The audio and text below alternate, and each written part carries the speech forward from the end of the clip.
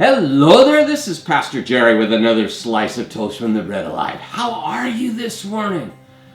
Praise God, I hope you had a great Thanksgiving and a great meal and a great time with family.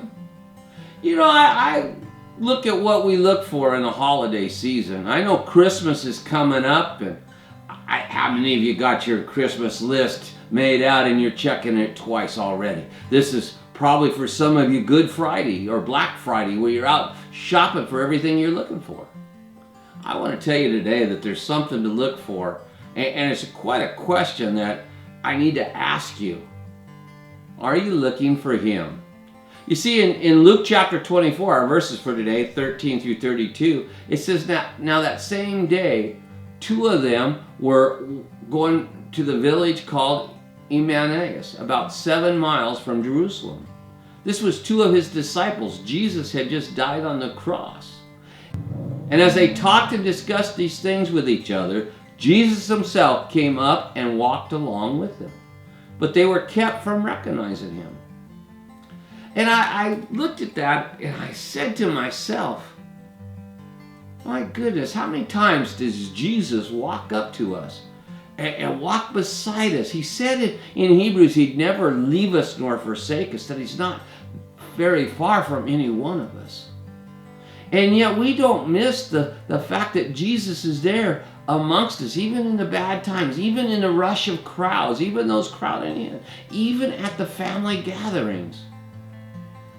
We need to stop and look for Jesus in the group. And it was only after he went back and ministered to them in the gospel and stuff, while they were discussing things, and afterwards, that they suddenly realized that he'd been with them. You know, you can get so caught up in the news today and the end time events that you forget that Jesus is with you. You forget that not all is lost, and there is not a lack of hope for us, but that we have a promise exceedingly great that where he is, we'll be also, and that he will never leave us nor forsake us.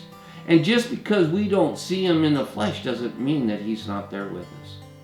I challenge you today to let go of your fear and grab a hold of your faith. Reach for the promises of God and not on the destruction of the world around you.